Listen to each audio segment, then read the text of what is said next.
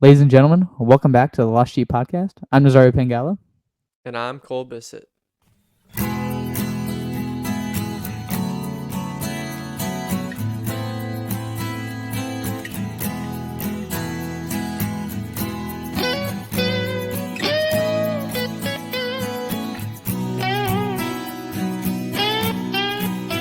And we are back for episode numero 21.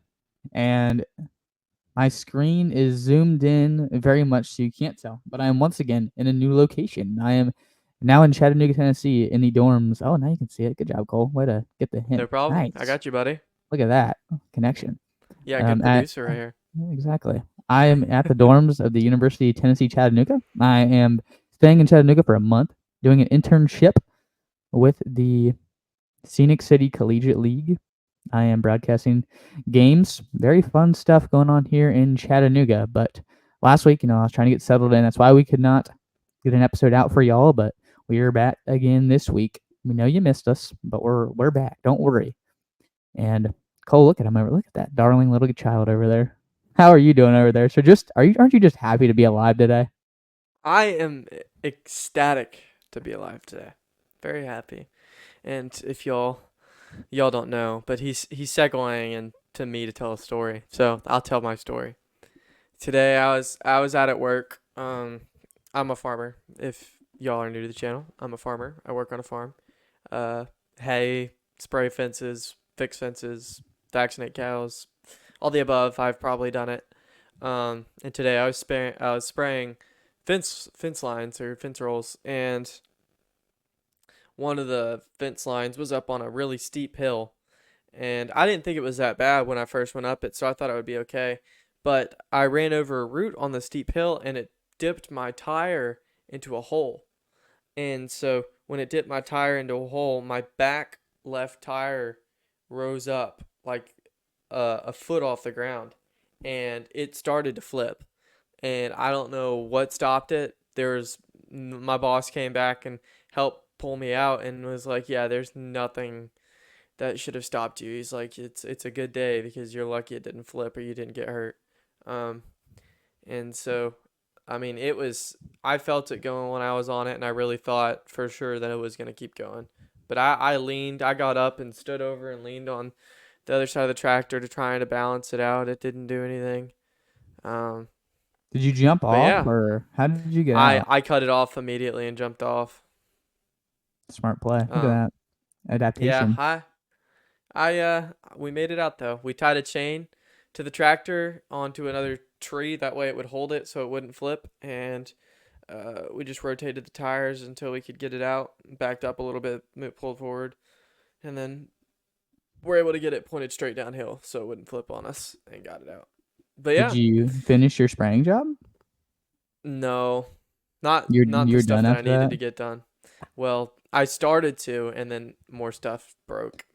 And See, it Cole, wasn't this my is fault. It just broke. the amount of adversity that you have faced. You just got to battle through. You got to find a way to Yeah, make it through. But yeah. the circumstances, the obstacles are just piling up for you over there, man. Yeah, they definitely are. I've never had my heart beat that fast while working on a farm. There's been circumstances that have been like pretty scary. There was one that was pretty bad, but this one was the closest one for me. So yeah, that was an experience. Hopefully one I'll never have to relive. No, we don't want that ever again. I'm sure As your day was a lot less exciting. well, actually, on Never mind.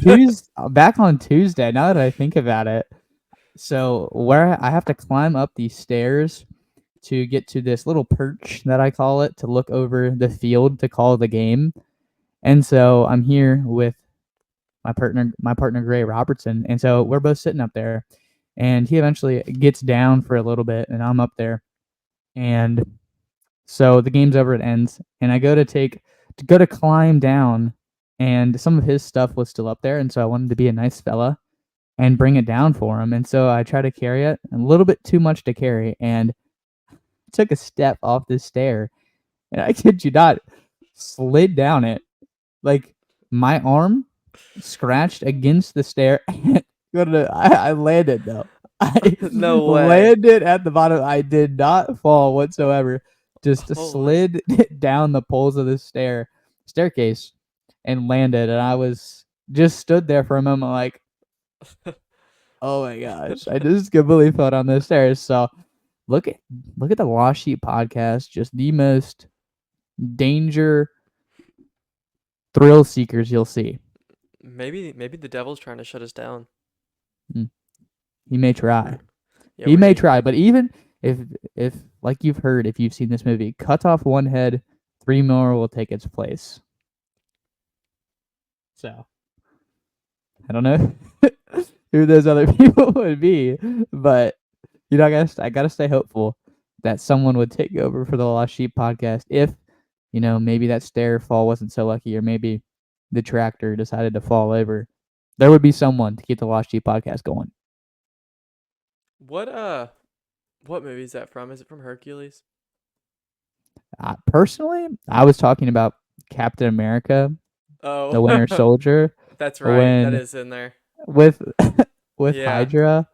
Yeah. So Dang, I really that is thought what I was referencing. I was thinking of, you remember the battle with Hades against like, well, that was against Hydra too, actually, funny enough. Um and he cut off the heads and they would grow back in the three, Yeah, so. But no, yeah, I remember that line. Sorry. yeah. Didn't You're pick good. up. Yeah, Yeah, my Marvel, what is it, lore is yeah. not peak yet.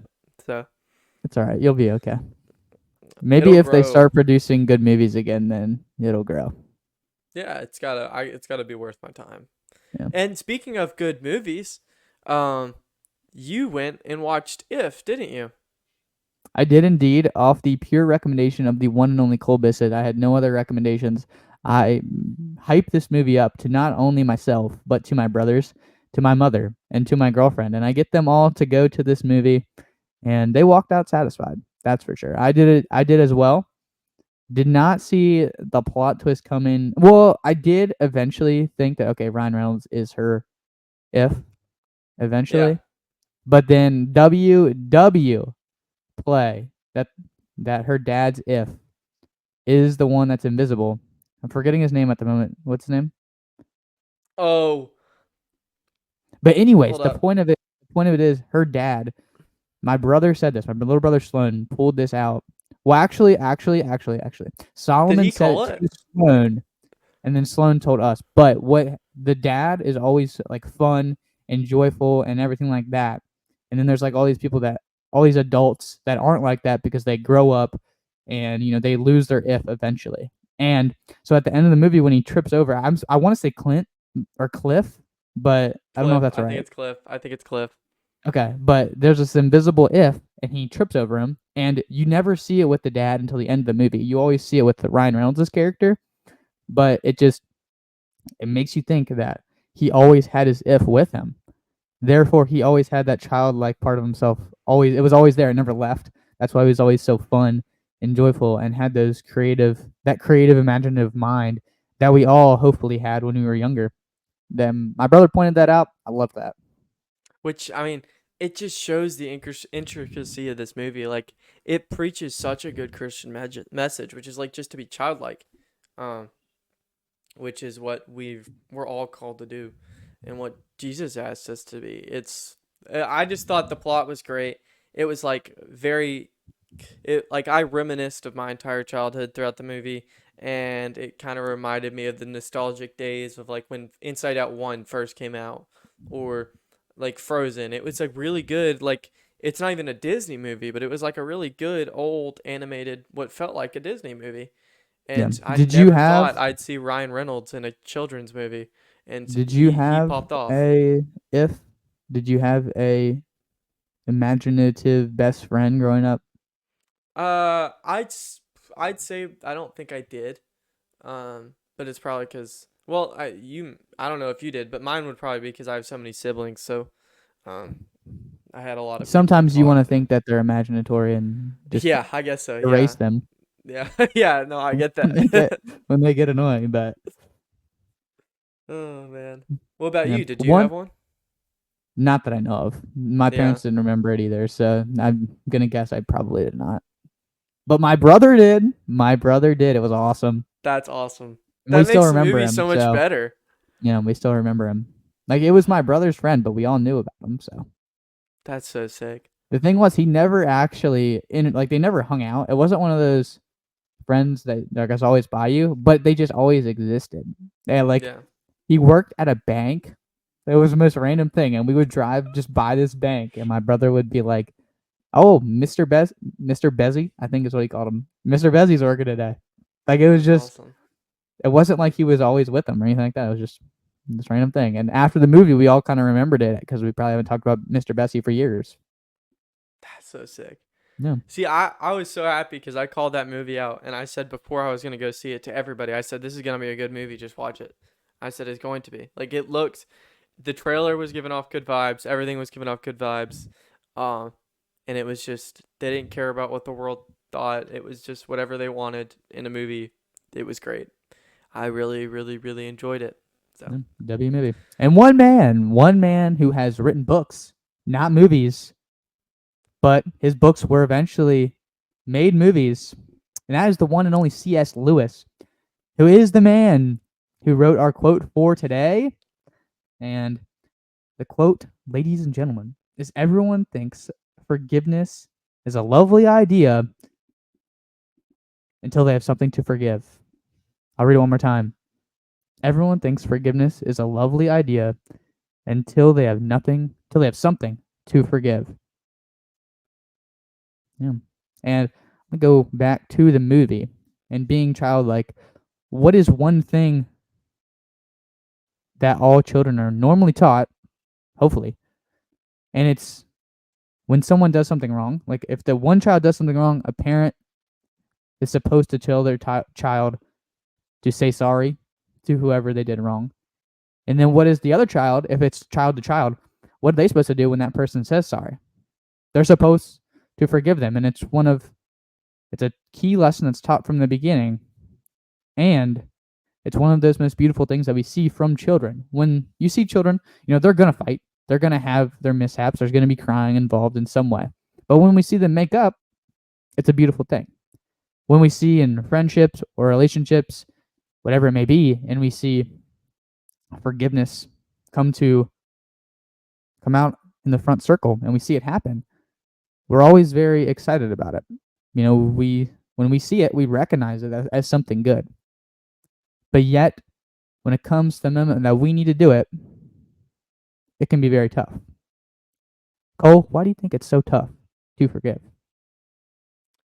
I feel like a lot of people view forgiveness as like a weakness. To like it, in a sense, is admitting that you're wrong, and it goes against one of it, the root of all sin, the root sin, the one thing that sin branched all off of. Other like not Satan, because I mean it came from Satan, but the the root sin is pride, and all the other sins flow from pride. Pride is the centralized sin and one of the most deadly sins. Um, and for a human to admit that they were wrong in doing something is practicing humility, which is something that you have to choose. It's not something that you can fully be taught. You can be taught to be humble as you're growing up from your parents, and eventually maybe it'll mold you into like a humble person. But forgiveness is something that requires you to take away your ego and be humble, which is one of the biggest messages I think Jesus proclaimed throughout his ministry. He didn't really want to be he wasn't like when he forgave people and did miracles, he wasn't like wanting the attention for like celebrity purposes for his pride. That wasn't what he was doing. He practiced humility throughout the entire thing and to all people. And it's really neat to see that. I mean, he was so humble to level himself to the level of a no good tax collector. Was it Zachariah? Tax collector was one of them was Matthew. I'm not sure Matthew is one. Sorry, yeah, exactly which Matthew. one you're talking about. Okay. Well, I'm talking about the one that he was the when he was in the tree and he came Oh, down. mhm. Was it? Who Zachariah is sounds that? right. That was Zachariah, right? Hmm. Okay. Hmm. Well, when he asked him to go eat dinner, and they sat down and had dinner, and he ate with all of these sinners, and like he showed, he's like, I am humble. I can eat with you all, you guys. Like it doesn't bother me. And then he washed the feet of the disciples, one of the most humble acts in all of the Bible, and one of the most humble acts in history. I mean, here he is, our Savior, the one who literally helps carry us into heaven, and he humbles him down to wash our feet. Like that is next level. And one of the uh, acts and services that we do on Holy Thursday in the Catholic tradition is to wash the feet of people. And so we'll have 12 people come up and we'll wash their feet. And it's just an act of humility to show the priests, the deacons, the monks, the brothers, the sisters are on the same level as us as far as just our humanhood and our personhood. Um, and so it's really, really neat to, if you think about it that way. Forgiveness is definitely difficult, especially when you're put in the position where you have to be the one to forgive. It's a Yeah, and lot then harder. It's a lot easier to ask for it than to do it. but it also can be very tough for some people to ask for it, especially when there's a two-way thing being done where one person did something, the other person also did something, but the one person won't forgive until the other person says they're sorry first, and there's whole back and forth thing. And this makes me think of The Chosen. New season 4 is out. If you haven't watched The Chosen, you need to watch it. Cole, have you watched The Chosen? I've tried. Mm. I really have tried. I can't get into it. I've seen Anyways, so many. Sorry. we're up to season 4 now. As the I don't know how he doesn't watch it, but that's besides the point. We're into season 4, and there's constantly been this battle between Peter and Matthew. They just don't like each other, and it's mostly seemed like Peter doesn't like Matthew, and Matthew is willing to reconcile the relationship and wants to figure things out. And what's happened was Peter was wronged by Matthew because when Matthew was a tax collector, this is in the show, this is added storylines, not from the Bible, like straight from the Bible. Obviously, tax collector Matthew was a tax collector, Peter was a fisherman, but they add this storyline to it to add to these characters. But so Peter needed money and he was behind in his tax collecting. And well, first off, Matthew was a Jew and he betrayed the Jews by becoming a tax collector for the Romans, basically doing the worst thing you could do to a Jew and becoming this evil thing, which is a tax collector. Then Peter is in debt and Matthew makes it worse. And then he ends up spying on Peter and doing just these bad things to get Peter in trouble. And so then eventually they both become disciples. Peter's not really fond of Matthew the whole time. And so finally, in season 4, we see both Peter and Matthew talking to Jesus about the other one and how they both think that the other one needs to forgive the other one. And Matthew's like, "What? Why in the world does Peter like not like me so much? Why?" And he's like, "I need to forgive Peter for what he did to me." And Jesus is like, "Matthew, you need to realize that you've done something wrong to Peter first, and you messed up." And so then Matthew realizes he wronged Peter first. He goes up to Peter and says he's sorry. And at first, Peter straight up just walks away without a single word to Matthew once he says that he's sorry. And so eventually Peter talks to Jesus, and Jesus tells him, even though Peter is clearly very frustrated, does not want to do this, but knows that he needs to forgive him. And this is when they add in the part where Jesus tells Peter how many times you need to forgive your brother, not 7, but 77 times. That famous Bible quote. And then Peter, a little bit sarcastic, counts up how many times Matthew has wronged him, and it's like, and you keep forgiving him this many times, and then eventually Jesus in the show is like, Peter, it's just like figurative 77. I'm trying to tell you that you need to forgive every single time. So, but anyways, eventually Peter comes to it, and all he does is simply goes up to Matthew and gives him a hug, and it makes both of them start to tear up because they realize what's happened. They realize the power of Jesus, the power of love, the power of forgiveness, and the entire group of disciples realizes the incredible act that has happened, this forgiveness. And The thing is, we all deserve forgiveness. We all need forgiveness, no matter what has been done. And for Matthew, what he did to Peter was one of the worst things that could happen in that time period. And Peter was still able to forgive. For God, looking down on us, even one sin is the worst thing that could be done. Just one sin completely separates us from God and his perfection. Just one. And it doesn't matter what it is, it still does that. But every time it happens, he says the same thing over and over again, that I have died for you. And because of what I did for you, you are forgiven. Every single time it happens. Because it will consistently keep happening because we are human. But every single time he offers that forgiveness.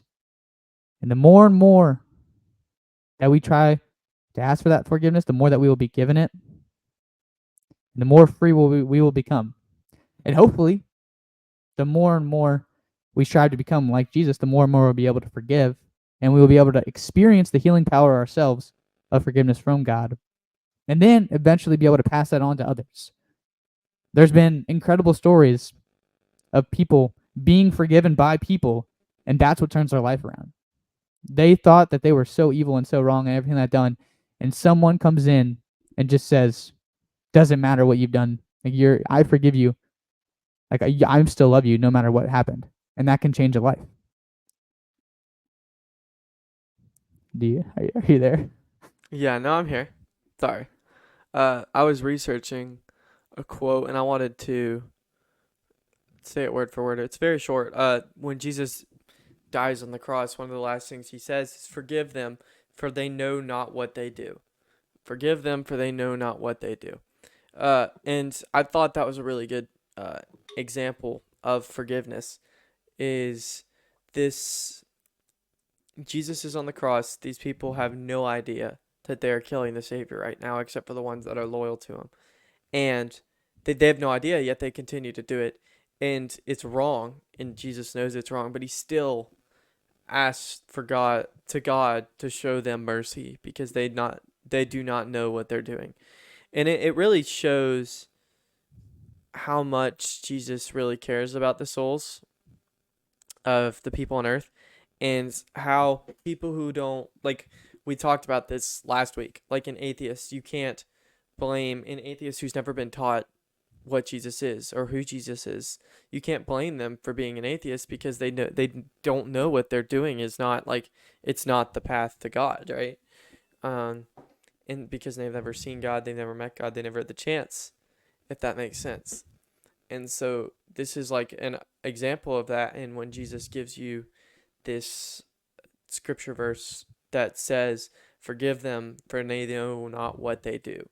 Like, we can't judge other people. We talked about judgment last week, because we don't know what they're going through, what they're struggling with, and what's actually happening. And so forgiveness and judgment kind of go hand in hand, right? In order to forgive somebody, you got to accept the fact that you can't judge them for their sin, because if you're judging somebody for something they did wrong to you still, then and you go up to them and forgive them, that's not forgiveness. That's just called sympathy or empathy. You're trying to empathize with them, even though you're not truly forgiving them.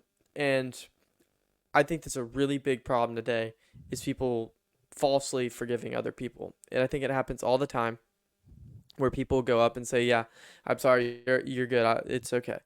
Like, no problem." When what they actually mean to say is, "That hurt me. I am not ready to get over that yet, but I'll get back to you later."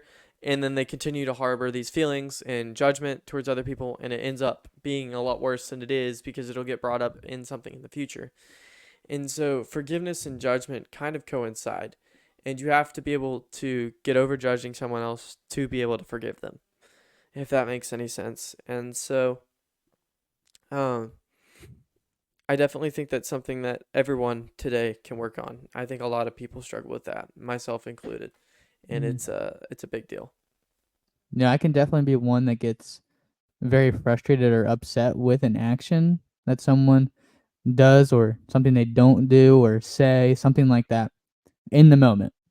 But after a little bit of time, like, I'm trying to think right now, like, if there's any thing that I really harbor in my mind. Like, just don't. I don't. I mean, I guess I'm just naturally forgiving. I don't know. Would you say that just like forgetting about things and moving on is forgiving? Like, if you just don't, if it doesn't remain in you and you're not like harboring hatred, like you don't remember whatever happened that was happened to you. Like, do you think that is considered forgiveness, or is it just like you forgot about it? You know what I'm saying? Uh, Obviously, if you forgot about it, it wouldn't be as much of something to forgive. Like it wasn't something bad enough to for you to need to go up and forgive somebody. Maybe, like maybe that's the sense, and maybe it wasn't like that big of a deal, and maybe you just forgot about it, and it didn't really bother you that much. So, would there really be anything to forgive if it didn't bother you enough that you would have to that you forgot it?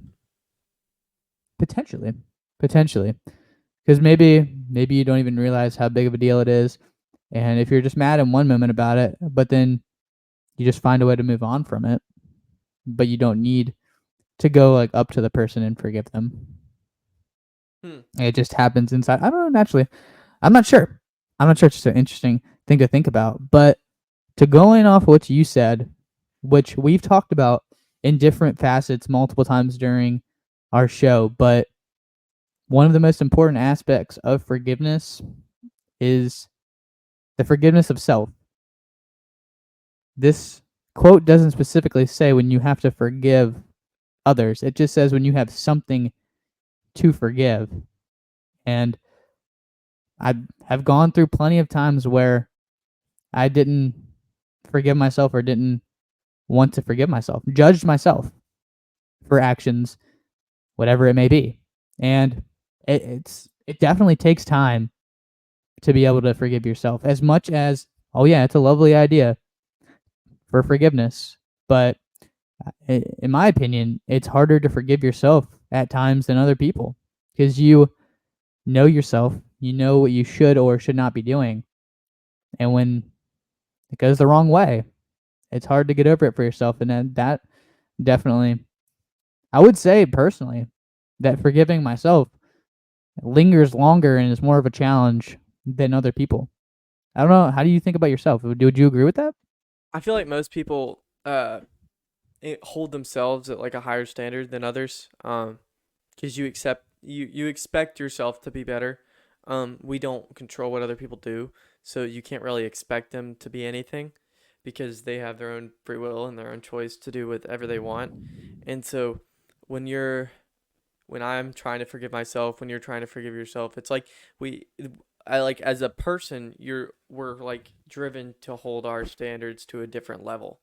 And so um I think that definitely influences. I think it's definitely harder to forgive yourself than it is to forgive someone else. And I think that's why in the quote he says that until he has something to forgive. I think because there's different things you can forgive. You can forgive yourself, you can forgive other people, and I definitely think there's different levels of how difficult it is to forgive certain things, and I think forgiving yourself is probably up at the top Mm.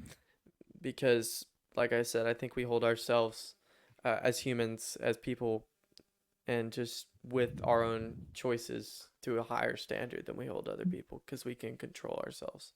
And going back to what we were talking about with Peter and Jesus about, 77 times you must forgive like your brother, when he obviously is talking about as many times as need be. But how many times do you think you tell yourself, one more time? Like, I don't know. You tell yourself that even more than you tell others potentially. Like, one more time, you do this again. Like, come on, man. Like, don't do this again to them, or don't do this again to yourself. And then you do it again. It just becomes harder and harder to forgive yourself in those moments, even though the Lord says every single time, every single time, every single time. And definitely, definitely, definitely not easy. But Yeah, that is part of the shame is a hard big call. influence on that. I think shame's a really big thing. I think Mm. we've talked about this too, where I think shame, once you fall into shame, is like when it becomes harder for you to forgive yourself because God wants you to be able to forgive yourself. And when you fall into shame and feeling ashamed about yourself, I think that's when you fall into a point where the devil's got you, and it's harder to dig yourself out of that hole because once you feel ashamed of yourself, it's a lot harder to forgive yourself. Um, so I think that's probably another part as to why self forgiveness is more difficult. Absolutely. All right. Well, we are going to segue into our Shepherd of the Week segment. This is going to be Nazaria's segment. I do not know this person formally, but he has asked me to segue into this segment because we have a cool little transition and I wanted to try it out. It's like 5 seconds Why for did those you of why you. did you hype it up before? You should just like shown it out of surprise. Would have been awesome. Oh, yeah. My bad. Well, there's no audio behind it yet. It's just a transition. So I guess I just gotta throw a little jazz sound on it when I go edit. So, anyways, here y'all enjoy the transition. See y'all in 5 seconds.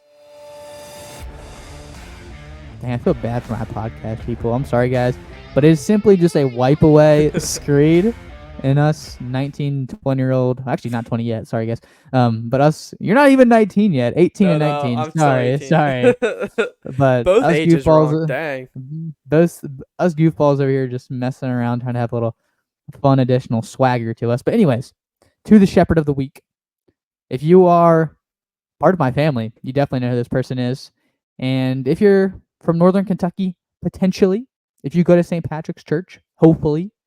Also, if you go to Southern Mississippi University, it's a throw off little curveball. Bet you're wondering why in the world that is. Well, our shepherd for the week today is Ethan Dieters. Ethan Dieters was a focused missionary. He grew up around where I did. He actually went to high school where my older brother did at Covington Catholic University, and he went down to college. He did what you did, Cole. He was an engineer, great student, had an opportunity to go make the big bucks, but there was a calling for something greater, and he decided to do focus missionary for 2 years down at Southern Miss. And before he left, he had just a normal haircut, like Mr. Bissett's, a nice, solid grizzly beard, and I see a picture a little while later. This dude has a full-on mullet and a thick beard. If that ain't a missionary, I don't know what is. But anyway, he's a missionary, focus missionary. We've had a focus missionary on here before. We know what they're about, right? They're awesome, incredible people that serve.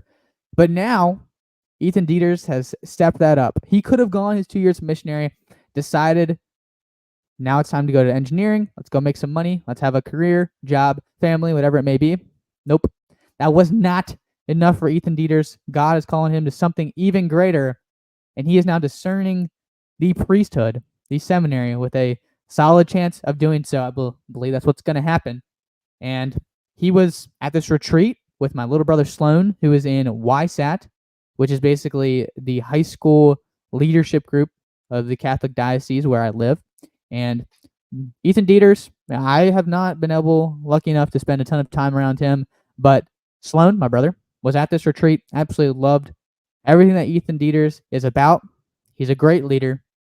And without being around him, I know that he is an incredible role model, not only for myself, but for my little brother. And as an older brother, you want that for your siblings very much. And I know that Ethan Dieters has impacted plenty of people down at Southern Miss, around Northern Kentucky, and he will continue to do so if God's plan is for him to become an engineer, a father, a priest, whatever it may be. I know Ethan Dieters is going down on a great path, and I'm excited to see where he goes. And I'm just incredibly thankful for all the gifts that he's given us. And it was about 2 years ago, before he went on his first focus missionary trip, he came to my house and was talking to my family, and just an incredible young man. And he's given up so much to do God's will over his own. Just incredible to see that from someone that is young, has such a future ahead of him, and gave it all away for the Lord. Yeah, it's really inspiring to see those young people, us. I'm still young. I can't call them those young people. Ourselves, our generation, taking it in stride and really trying to get better with their religion and their faith and entering the priesthood and even just discerning the priesthood or brotherhood or being a deacon. And it's Don't just forget about the sisters. sisters. Yes, the sisters are anywhere. Sisters are some of the most lovely people I've ever met. Their atmosphere, their joy, it is just a different level, and it is so nice to be around these people because you can tell that they're pursuing God because their joy is just on a different level.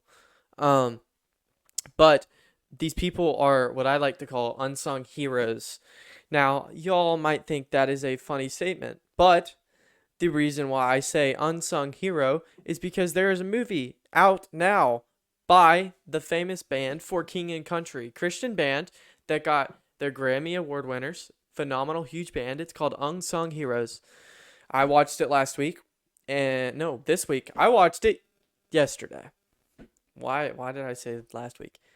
Anyways, y'all go watch Unsung Hero right now. It is a very moving story. It is For King and Country's origin story. It's not really about them. It's about their older sister and their families moved from Australia to the United States and how poor they were in their poverty and how much they emphasized faith in their household and how their life, like God was working miracles around them step by step. And it was really, really neat to see the growth and this family's bond and growth together. And it is a sad movie. My girlfriend cried a good bit of it, and Did I you did cry? not. No, I did not cry. Um, Darn. not this movie. I've cried for other ones, but this one didn't make me cry. But it's very, very, very moving and a wonderful story. Because by the end of the movie, they show you where everybody is today, and how their careers turned out. And there were like one, two, three, four. There's 4 or 5 of them, the kids, and they're all different places and have been very, very, very successful. So if y'all have any time, Unsung What's it Heroes on? out. It costs money. It's on Amazon. It's on Amazon Prime? Sling. Sling? Yeah, Okay. it's not out to rent yet. So if you want to watch it, you have to buy it. So it's a little more expensive, but I promise you, it's a great watch, and they would love the support. So please go watch Unsung Hero. We always find a way to plug. One day, man, one day we're gonna get some sponsors, some advertisements on here. What a day that'll Hey, be. maybe I'm gonna post this as a reel, the Unsung Hero part, me saying it, and I'm gonna tag For King Country. Maybe, Yeah, just maybe, maybe, man. One video, that's maybe all it they'll listen. takes. Yeah. One Hey, video, one little reel that pops off, one tractor that falls over. we were talking about it beforehand. And Nazario was like, dude, he was like, I don't know what I would have done. He was like, imagine I would have had to make another episode. And he's like, and I just have to be like, yeah, Cole's dead. And I said, I could already imagine the clickbait. I could see Nazario's face on the left hand side and him with a fake tear rolling down his eyes and a big arrow pointing to the empty space. And I can see the outline of my body without any face on it. And it can say, he's dead with exclamation points afterwards. We're getting a good laugh at it. We always find a way to turn a sad story to comedy because that's just who we are. Um, but Uh, what better way to do bring you have another joy to the world example? than comedy? Do you have Of another our example of us doing that? I'm trying to think. hold up. There's so many. There's so many. Hold up. Well, there's so many nights where you lost money that you would just start narrating in British to make us laugh, and then you made yourself feel better. Uh, that was our Nazario and I.